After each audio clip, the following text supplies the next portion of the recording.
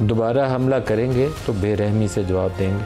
ہمارے ساتھ جو آج پروگرام میں شرکا ہیں شہریار خان افریدی رہنما ہیں پاکستان تحریک انصاف سے اور ڈاکٹر مصدق ملک وفاقی وزیر ہیں, دونوں کو خوش آمدید کہتے ہیں. شہریار آپ سے آغاز کروں گا. پاکستان تحریک انصاف اس عرصے میں میں تو سوچتا ہوں کہ 25 کروڑ لوگوں سے یہ بات پوچھنا ان کی پاکستانیت کی توہین ہے, لیکن as a party, as a leader of Pakistan Tehreek Insaf, آپ پورے ایونٹ کو کیسے دیکھتے ہیں, کیسے سپورٹ کرتے ہیں پاکستان کو؟ جو کچھ ہوا, جو فوج کا رسپانس تھا آپ کے لفظوں میں, وہ کیسا رہا؟ بسم اللہ الرحمن الرحیم. ایاک نعبد و ایاک نستعین. صدق اللہ المولانا العظیم. بہت بہت شکریہ. میں ایک بات جو پوری قوم کو کہ حق اور سچ کی ہمیشہ جیت ہوتی ہے. پاکستانی قوم کی غیرت کو, جذبے کو, صبر کو سلام ہے. افواج پاکستان ہماری, چاہے وہ نیوی ہو, چاہے وہ ایئر فورس ہو, چاہے وہ ہماری آرمی ہو, پھر ہمارے جو گلوبلی وہ کی سٹیک ہولڈرز جنہوں نے دوام بخشا, جس کو DGISPR نے بھی ایکنالج کیا, وہ کی بورڈ واریئرز جنہوں نے فور فرنٹ پہ ہماری یوتھ نے ارسپیکٹو پولیٹیکل ڈفرینسز سب کچھ ہونے کے باوجود جس طریقے سے قوم یکجا ہوئی ہے اس کی مثال نہیں ملتی. This what is required from Pakistan. ہم جب بھی آزمائش میں آتے ہیں, ناگہانی آفت آتی ہے, زلزلہ آتا ہے, تو قوم جڑ جاتی ہے. اللہ سے استدعا ہے کہ ہمیں 365 ڈیز ایئر اور 24 گھنٹے مسلسل ہمیں اللہ جوڑے رکھے. اور یہ جو میسیج تھا بہت ضروری ہے. میں اس کے پازیٹیو امپیکٹ یہ بتاؤں گا کہ میرے بچے متنفر ہو گئے تھے. They never wanted to live here. وہ مجھے فورس کرتے تھے کہ پاکستان بابا یہ جگہ رہنے کی نہیں. اللہ میرا گواہ ہے کہ میرے بچے میرے گھر میں یہ جو 10 تاریخ ہے, یہ صبح اس نے ایک نیا دوام بخشا ہے, ایک نئی روح پھونکی ہے. اور پازیٹیوٹی اکراس پاکستان میں نے دیکھی, میں نے باڈی لینگویجز دیکھیں, بہت مثبت ہے. اور میں ایک سٹیپ اور آگے جاؤں گا. اس کو ہم نے اپنے گھر کو اور ٹھیک کرنا ہے. دیکھیں دشمن ہمارا انشاءاللہ, جب آپ کے پاس نیوکلیئر ڈیٹرنس ہو, میوچل ایشورڈ ڈسٹرکشن ایبلٹی ہو, تو یہ صرف اور صرف انڈین فلموں کی ایک سوچ رہ جاتی ہے جس پر مودی RSS منترا چل رہا ہے کہ ہم گھس گئے ہیں اور یہ کر دیا اور وہ کر دیا. یہ سب ڈسیپشن ہے اور بلفنگ ہے. ایک چیز میں آپ کو بتاؤں کہ جب ہم گھر سے مضبوط ہوں گے, تمام سٹیک ہولڈرز یونائٹڈ ہوں گے, nothing on earth can challenge Pakistan. One. دوسری چیز, اس وقت کی ضرورت کیا ہے کہ ہم اور پازیٹیوٹی انجیکٹ کریں. ہم بلوچ, سندھی, پنجابی, پشتون, گلگت بلتستانی, کشمیری, ہزارے وال, اکراس دا بارڈر, اسلام آباد ٹیریٹری, سب کو گلے لگائیں, یکجا ہوں. ہم فارگیو اینڈ فارگیٹ کریں. جو ہو چکا اس کو سائڈ. ہاں لیگل پوائنٹ آف ویو سے عدالتوں میں سب کچھ ہوتا رہے, بٹ پاکستان کی سوورنٹی, انٹیگریٹی اور پاکستان کی بنیادوں کے لیے ہمیں آل آؤٹ جانا پڑے گا. اس کی سب سے بڑی وجہ یہ ہے کہ اس ٹائم ہم اگر ذرا بھی لیفٹ رائٹ ہوتے ہیں تو دشمن جس کے 17 فالٹ لائنز ہیں, جو دنیا کو جھوٹ بولتا رہا ہے, جو دنیا کے ساتھ مذاق کرتا رہا ہے, اور دنیا کی سب سے بڑی جمہوریت اور دوسری بڑی مارکیٹ ہونے کے ناطے دنیا بدقسمتی سے اس کے ایک قسم کے جال میں پھنس چکی تھی. وہ سب سے پہلے 2019 میں پلوامہ کے بعد ڈپلومیٹیکلی ایکسپوز ہوا. گلوبل نیریٹیوز بدلے کشمیر کے حوالے سے. اوورآل آج اس دن 10 مئی کے بعد دنیا کو پتہ چلا کتنی ریزیلینٹ قوم ہے پاکستان. وہ جو ہم کو سمجھتے تھے کہ شاید یہ ختم ہو چکے ہیں, ان کا لیول کچھ اور ہے, وہ ان کی ڈیفرنٹ پیڈگری ہے. ہم شاید کوئی ایک ایسی قوم ہے جو بنانا ریپبلک ہے. سو بفٹنگ رسپانس تھا. It was the need of the hour. And last and most important, میں آپ کے توسط سے کہ پازیٹیوٹی ہم انجیکٹ کریں. اس ٹائم کوئی بھی چیز, کیونکہ پاکستان کمز فرسٹ, اللہ اور اللہ کے رسول کے بعد پاکستان, یہ ایمان ہے, یہ عزت ہے, یہ غیرت ہے. سو پاکستان کے حوالے سے جو سیکریفائسز ہیں, ایئر فورس کا رول کمنڈیبل, ایک نئی تاریخ رقم کی ہے. اور 5th جنریشن وار خاص کر جو J10C کا رول ہے وہ ایگزمپلری ہے. ان کی سکلز کو سلام ہے, ان کی عظمتوں کو سلام ہے میرے شہداء. اور پھر وہ مائیں, اور ایک میسج کہ وہ مائیں جو اپنی اولادوں کا پتہ کرتی ہیں ہندوستان میں کہ جی پتہ کریں یہ کیوں ہماری اولاد شہید ہوئی ہے، ابھی ہم مارے گئے ہیں، پاکستان کی مائیں کیا کہتی ہیں کہ ایک نہیں جتنے بھی بیٹے ہیں وہ درتے ماں پہ قربان، اور میرا لیڈر کیا کہتا ہے کہ میری زندگی سے بھی زیادہ اہمیت افواج پاکستان کی ہے. تو ہم سب یونائٹڈ ہیں. اور میں پلیز آپ کے تھرو ایک اور ضرور میسیج دوں گا، خدا کے لیے وہ جو اندر بیٹھے ہوئے جو کسی طریقے سے ڈویژن یا کنفیوژن پھیلا رہے ہیں نہ کریں، یہ بدنیتی ہے اس ملک کے ساتھ. بالکل صحیح. ڈاکٹر مصدق ملک، آج مجھے اسحاق ڈار کی اسپیچ جو سینٹ میں تھی وہ آپ کی پارٹی کی ترجمانی کرتے ہوئے انہوں نے کی، مجھے اس کے اندر پہلی دفعہ چینج لگی. 10 مئی کو بہت سے لوگوں نے کہا ہے کہ یہ ری برتھ آف پاکستان ہے آفٹر مینی ایئرز، جو ہم نے انٹرنل ڈسپیوٹس کے اندر اپنے آپ کو تقسیم کر لیا تھا. تو اسحاق ڈار کی اسپیچ میں آج مجھے وہ ریفلیکشن لگی ہے. کیا یہ پارٹی کی سوچ ہے؟ نئی پارٹی لائے نہیں ہے.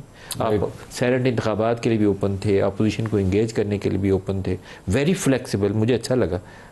دشمن کو موقع بھی دکھا رہے تھے، وہ بھی اکٹھا تھا. تو یہی والا وہ چیز چاہیے تھی جو بڑی دیر سے مسنگ تھی. ایک تو میں بالکل انڈوز کرنا چاہوں گا میرے بھائی آفریدی جو کہہ رہے تھے، شہریار 100% میں یہی بات کرنا چاہوں گا.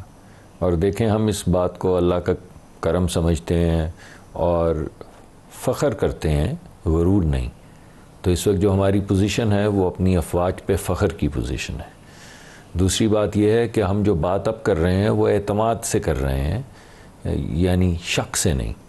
تو چاہے شکوک ہمارے اپنے مابین ہوں، چاہے بین الاقوامی سطح پہ ہوں، میرے خیال میں ہماری افواج نے، اور جس طرح ہم سارے اکٹھے ہوئے ہیں، ہمارے عوام اکٹھے ہوئے ہیں، ہماری سیاسی جماعتیں اکٹھی ہوئی ہیں بشمول پی ٹی آئی کے، اور جس طرح کی تقاریر ہم نے سب نے مل کے کی ہیں، اور جس طرح ملک کی عزت کا دفاع کیا ہے، اس کو پرائم منسٹر نے بھی اپنی اسپیچ میں ریکگنائز کیا، میڈیا کو پرائم منسٹر نے ریکگنائز کیا. کیونکہ مجھے بڑی اچھی طرح یاد ہے کہ جس رات انہوں نے یہ شروع کی، جس کو آپ فیک نیوز کہتے ہیں، کہ جی قبضہ ہو گیا، لاہور کے ساحلی سمندر پہ قبضہ کر لیا اور کراچی کو، تو جب یہ شروع ہوئی تو ایک گھڑی کو تو مجھے لگا کہ ہمارا میڈیا کدھر ہے، اس کا جواب کیوں نہیں دے رہا.